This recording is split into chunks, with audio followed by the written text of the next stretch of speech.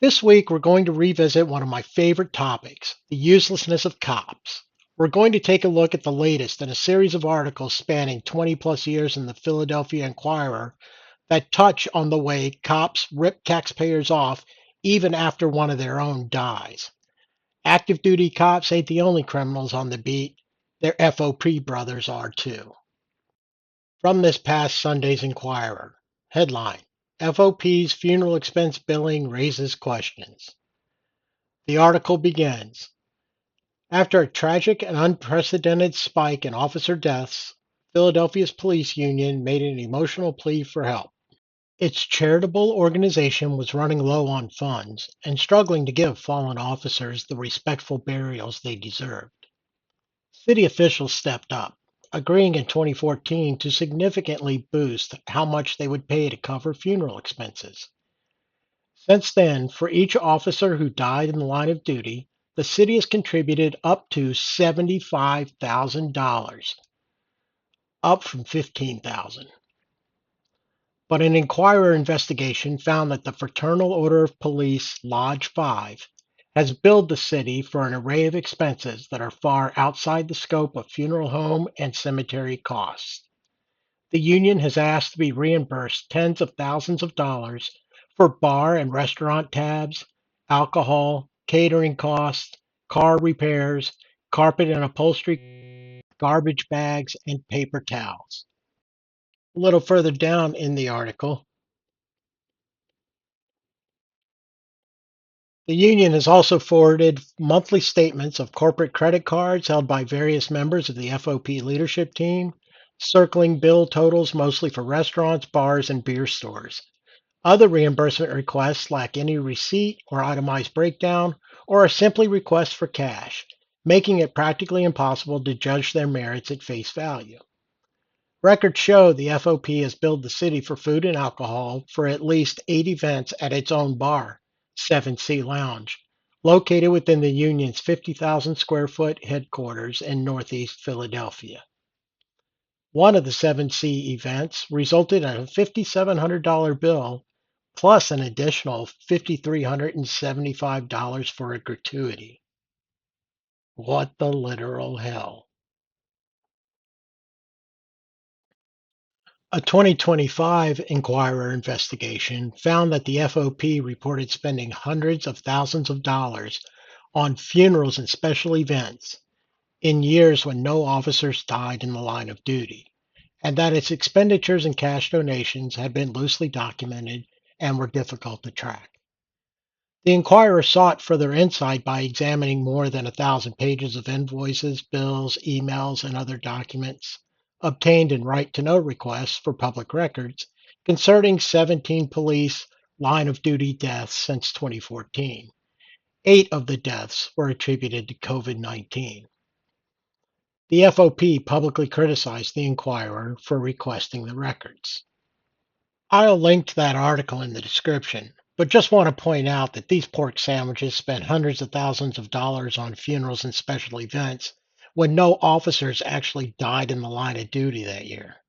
In any criminal enterprise, the levels of corruption just go from one to the other to the other, as you can see here in the article. Meanwhile, the FOP's arrangements with the city does not appear to be widely understood, and rank and file cops may assume that the Survivors Fund takes care of funerals and assorted costs for families of officers killed in the line of duty.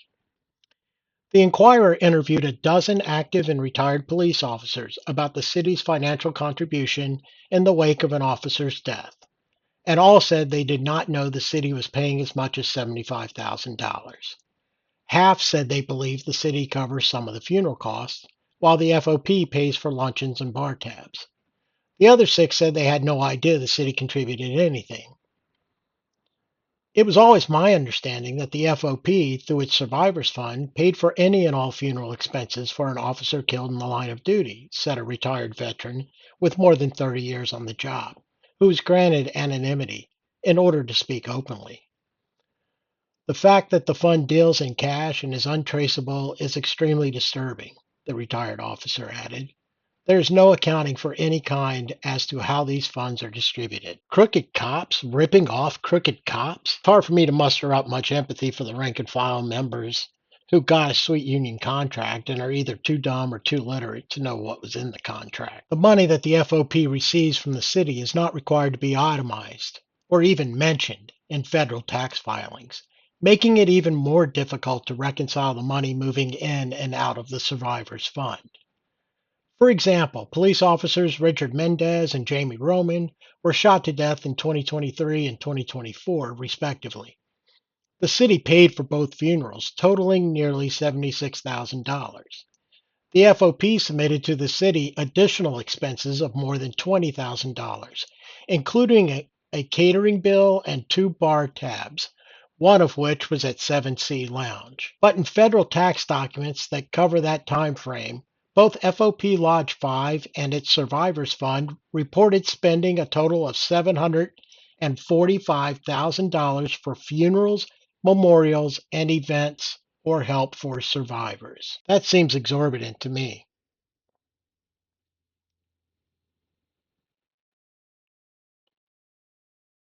So the FOP claims they spent $370,000 on funerals, memorials, and events in 2 years. Damn. How many cops got killed in 2023 and 24?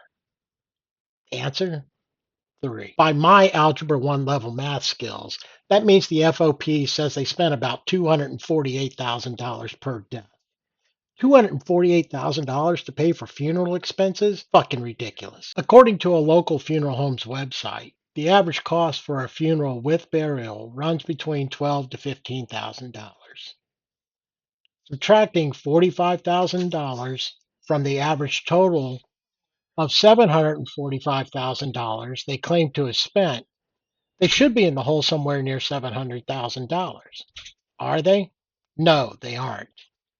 Maybe if Doge hadn't fired all those IRS agents, we could get this corrupt organization investigated and their leaders thrown in prison. Is it just me, or does this 7C Lounge keep being referenced in the article? What is it? According to their website, the 7C Lounge is where every hero needs a hideout. Make ours yours.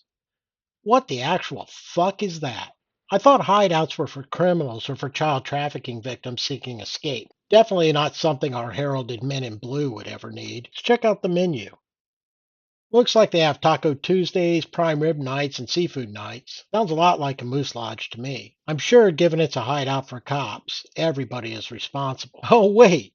There's this from 2021. Members only Philly Cop Bar has been linked to 2 DUIs and a third crash kept secret until now. Anna Wakeman still questions why 7C Lounge bartenders didn't stop serving the officer who crashed into her house and upended her life 5 years ago. Raymond and Anna Wakeman had returned from dinner early on a Saturday night and were relaxing on the couch with their two rescue dogs in their Northeast Philadelphia home.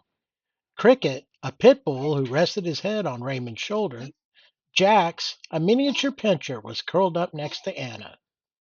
In an instant, a 2014 Dodge Dart exploded through the front of the Wakeman's home and into their living room. Firefighters arrived to find Anna in another room, pinned under the silver Dodge and gravely injured. Rescuers worked feverishly to free her from the wreckage and rushed her to the hospital. Jax was dead.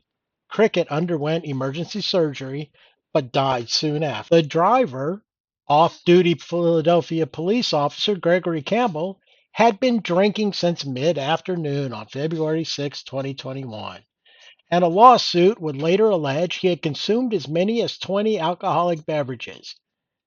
That's four short of a case, people. He had most of them where he ended his evening, at the 7C Lounge, a members only club for active and retired cops operated by the Fraternal Order of Police Lodge 5 inside the union's headquarters. Campbell was arrested and fired from the police force after the crash. In June 2022, a common pleas court judge sentenced him to 11 and a half to 23 months in prison. Asshole killed two dogs after getting loaded up at the FOP hideout, and all he got was 11 and a half to 23 months in prison? Man, that blue line may be thin, but it obviously extends well into the common pleas court here in Philly as well. And what about the bartender who served this asshat all that beer and didn't bother calling an Uber or even tapping one of the sober cops on the shoulder and telling him to drive the guy home? Don't believe for a second that the FOP is here to primarily serve families and survivors of criminal violence. These jerks, McNesby in particular, are good old fashioned mafia guys. Just look at him. That dude hasn't passed on a sausage and peppers grinder ever. And I'm pretty sure even I could outrun him in a one block race down Broad. Look, this article is just scratching the surface, and I seriously debated whether or not to just come on camera this week and read it verbatim from beginning to end. Go check out the full article and the others I linked to in the description. Philly cops, like all cops, are traitors to their communities, sent only to steal taxpayer money in the form of a salary while also getting carte blanche to kill the citizens they supposedly protect. But the FOP, that's a whole other level of corruption. The FOP is literally using dead cops and their families as a shield for funneling money back into the pockets of people like John McNesby. I'll see you guys next week.